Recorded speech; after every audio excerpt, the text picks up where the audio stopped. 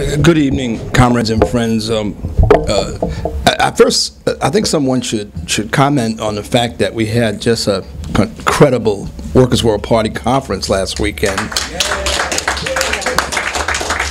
I don't want to lapse into a report on it. Is there a report on it? Announcement? Okay, I'm sorry. I preempted that, you know. And we'll have time to talk about it. Maybe we have important business to deal with, enough on the plate. The comrades asked me to say something about Ferguson, which we've been following and preparing for, because, you know, the manner of speaking, the shit could hit the fan this weekend. Every indication, you know, based on the fact that they canceled school in St. Louis because of the holidays. You know, I think in the later part of the week, school was out, but they've canceled it Monday and Tuesday.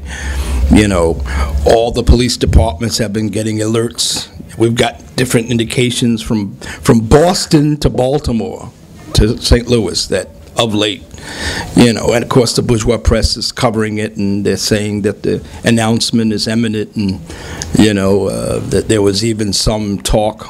I'm not sure whether this has happened yet. I don't think so. That the cop, but Darren Wilson, that he may resign, and you know, there was some thinking that that was kind of like a little an olive leaf or something like that, or a token gesture, you know, as against the expectation that, you know, there's not going to be any indictment.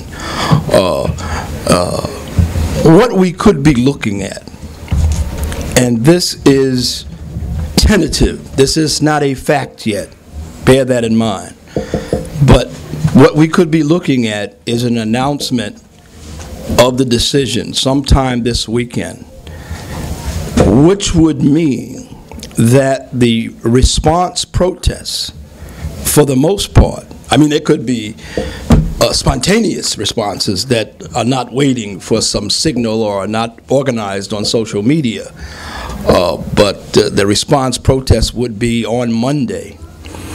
And you have to stop and consider for a second the situation that puts our party in, because those of you who are paying attention will note that this Monday morning, November 24th, is the beginning of Steve Kirschbaum's trial in Boston. Many of us are planning on going.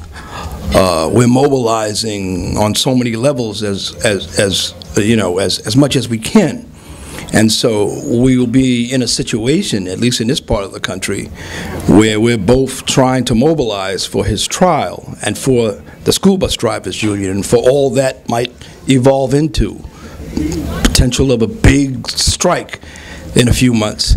At the same time, we're trying to be part of a response to the Ferguson grand jury verdict. Let me say, you know, we'll manage. It will be a stretch. It will be a challenge. And we might have to take a look at who's going and make little changes here and there, but we're certainly not going to in any way back away from our commitment in Boston. That's very important. I believe that the plans of the comrades and the school bus drivers is to a large extent, turn the rally and protest that they usually have after these court things into a solidarity event with Ferguson, which is the right thing to do. It's so right. It's so right for them to do that, you know, to internationalize it, you know. What we have done, and this is it's been quite a feat. And, yeah, Imani's done a lot. Imani's not the only one. Some other comrades have worked on it, and some other friends, and you know, people in the PPA and allies around the country. We have initiated a Facebook page under the PPA to respond to the verdict, and it started local, but other cities started signing on, and right now we have, was it about 125 cities? Something like that, 125 cities, 125 actions in a large number of cities, you know. So we're actually playing a role in at least giving some shape to the response. There are calls for all sorts of things. Some groups are putting out calls for walkouts, strikes, direct action. There's a lot going on in Ferguson. I don't want to get into all that. I guess the bottom line is, especially if you're not going to Boston, as of this moment, please try to make yourself available. The local response that we're organizing is scheduled for 5. So if it is Monday, it may not be. But if it is Monday, that would be Monday, 5 p.m. in Union Square. And it'll be substantial, barring some unforeseen strange occurrence. It'll be substantial, and there'll be other forces there. And we just want to make sure that we're strong. I mean, I'm not sure we could control everything that happens even if we wanted to, and I'm not sure we'd want to, because there may be some things that happen that we don't want to control, because that's the nature of some things, that they should not be controlled, But we certainly want to be there supporting everybody and also being as militant as possible. So please, comrades, please, I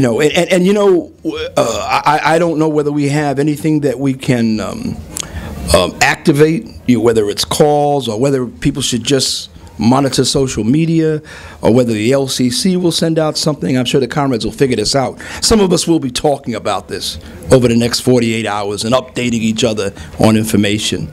A lot of people think the announcement is going to be Sunday.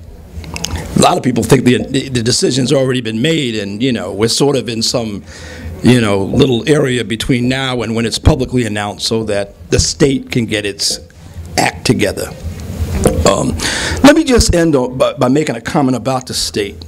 The state is a big issue in this, and it's important that communists, true communists, as Caleb pointed out at the conference, as opposed to socialists and so forth, be concerned about the response of the state. The rebellion in Ferguson, by historical standards, and it was a rebellion, in terms of the quote-unquote violence, meager violence from the masses who finally stand up and do something in their own defense. When you compare it to the rebellions in the 60s, I didn't see any burning police cars or, police running away or something like that. Actually, the Ferguson rebellion was more political, more concentrated and more political than a lot of the rebellions, if you go down, if you were to review them, I think, But yet, the bourgeois media, the politicians, and of course the state have made a big thing about the violence. And it's a pretense for mobilizing the state. And they, this is not to scare anybody. This is not about a conspiracy. This is just knowing your class and having a Leninist understanding of the state. They get ready for these things. That's why they spend a lot of money on the state. Just like they spend a lot of money on war abroad, they spend a lot of money on the war at home. And, we're not foolish. We weren't born yesterday as a party, as revolutionaries. We know that they pay a lot of attention to this. The state apparatus is very important. And hello, they are expecting a social upheaval and, rebellion and protests as conditions, get worse. They've been working on this. The Homeland Security, all the police agencies, the military, if we knew that much of what was going on, our jaws would probably drop to our sneakers and we'd be like, wow, oh my goodness. But again, this is not paranoia. This is just understanding the state and also having the confidence that the masses, if they're organized politically, can counter the state. It's not like we're, we as communists should be concerned, especially about what is a vacuum in this in the struggle against the state. Nixon, what a name for a governor in 2014. The governor of Missouri declared a state of emergency about a week ago, and called out the National Guard already. The FBI very publicly informed all police organizations that, you know, there could be people out to kill cops in revenge, you know, so do whatever you do, you know, when, you know, people are supposed to be killing cops, you know. I mean, the state, and if you watch the bourgeois media, they're just ratcheting it up, you know. I think they've even got inside the heads of the organizers of the protests, where they're, and sometimes if you listen to their interviews, they're almost as concerned about, you know, controlling demonstrators and maintaining peace as they are about being angry about the verdict.